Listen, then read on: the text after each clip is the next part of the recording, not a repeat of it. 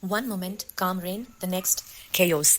Cloudbursts in the Himalayas are no longer rare shocks. They are turning into regular tragedies. Bridges collapse, homes vanish, rivers roar beyond control.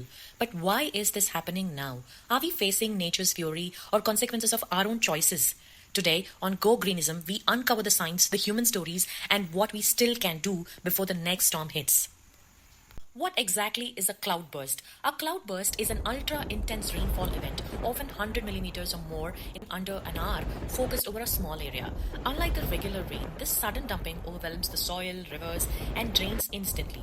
In mountains regions like Himachal, Uttarakhand, and Jammu Kashmir, narrow valleys act like funnels. All that water rushes down at the deadly speed. To visualize, imagine opening an industrial sized water tank above the village. The slope and gravity do the rest. Why are cloudbursts increasing? Climate change supercharges rain. Warmer air holds more moisture. For every 1 degree raise, air can hold about 7% more water. That means when it rains, instead of gentle drizzle, you get violent downpours. Monsoon pattern shifts. India's monsoon used to deliver steady rain over the weeks. Now we see long dry spells, all moisture unloading at once, bigger floods and landslides. The Himalayan effect. The Himalayas naturally create rapid weather shifts. Hot plains push moist air upward, cold peaks squeeze it out as rain. As global warming disturbs winds and jet streams, these updrafts become unstable, leading to sudden cloudbursts. Human interference in a fragile zone. Deforestation removes the natural sponge. Trees once slowed and absorbed rainwater. Hydropower projects and blasting loosen mountain slopes, expanding roads and hotels, narrow river space, turning natural floodplains into concrete traps. Sand mining lowers river beds, changing flow patterns and erosion behavior. How a cloudburst becomes a catastrophe.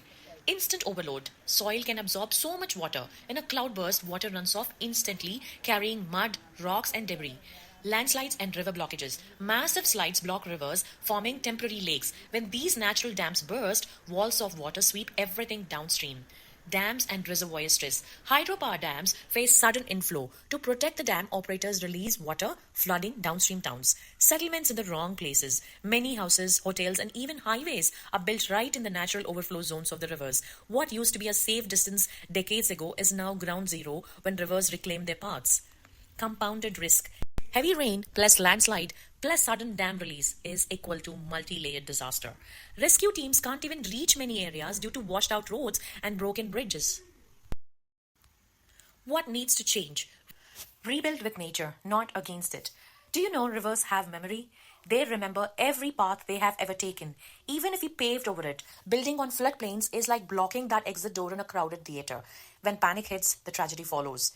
We need to map historical river routes and reopen flood buffers. In some towns, engineers have reconnected side channels to spread water safely during storms. It's cheaper than disaster recovery. Reforestation isn't just planting trees. It means native species that stabilize soil, anchor slopes, and slow down the water. A forested hillside absorbs water like a sponge. A bare slope acts like a slide. In Himachal and Uttarakhand, community-led eco-restoration belts, rows of deep-rooted shrubs plus grasses plus trees have already reduced landslide risk by up to 40% in those pilot project areas. Enforcing zoning laws is the most important step, stopping unchecked construction in fragile eco-sensitive areas without any exceptions. India has eco-sensitive zone laws, but enforcement has been weak. Hydropower and real estate projects often get exceptions, and those exceptions are exactly where tragedies multiply. Disaster risk must become a budget priority, not an afterthought. Every rupee spent on prevention saves multiple rupees on rescue and rebuilding. State governments need transparent maps showing no-build zones, landslide-prone corridors, and safe relocation areas. Encourage insurance frameworks that reward safer construction and penalize risky builds in known danger zones. When the money flow changes, the building pattern also changes. If you are aware of any of these measures already being implemented in the eco-sensitive zones, please comment below and let us know. Early warning systems and local action. Cloudbursts are sudden but not completely unpredictable anymore. Doppler radars plus satellite rainfall monitoring can detect hyper-local rainfall spikes. If integrated with SMS or siren alerts, communities could have 15 to 60 minutes to reach the safe ground, sometimes the difference between life and death. Community-driven safety cells like local volunteers trained in evacuation, first aid, and river behavior can turn panic into coordinated response. In Nepal, river watchers stationed in upstream villages radio or text downstream towns if water levels spike suddenly. India can scale similar systems across the Himalayan belt. If you are from the Himalayan belt and if you have come across something like this, please comment below. Smarter infrastructure, smarter tourism. Hydropower and road projects aren't evil by default, but blasting fragile mountain rock without full geological study is like drilling into cracked glass. Every new road, tunnel, and hotel must pass independent environmental and disaster risk audits, not just plain paperwork. Tourism needs a reset. When we demand hotels right on the riverbank with a perfect view, we are unknowingly inviting risk. The safest tourism model is setback construction, keeping at least 200 to 500 meters between the river edge and permanent buildings in flood zones. Small, locally owned eco-lodges on safer slopes bring income without blocking rivers or burdening already stressed roads. Cloudbursts are natural, but disasters of this scale are not. Nature has been warning us. We have built where we shouldn't. We ignored the limits of mountains and rivers. The choice ahead is plainly simple. Keep rebuilding disasters or rebuild wisely. Let's demand smarter planning, safer communities, and a future where the mountains still protect, not punish, those who live among them and those who visit them. Let's rethink our relationship with the Himalayas. The Himalayas are young, restless mountains, geologically alive, still raising, still shifting. They are not meant to bear the highways like plains or cities like coasts. Our development model must respect that smaller, distributed energy systems instead of mega dams, sustainable transport instead of cutting massive expressways through fragile rock. Above all, treat rivers as living systems, not just plumbing. A river's job is not to stay politely inside a narrow channel for our convenience.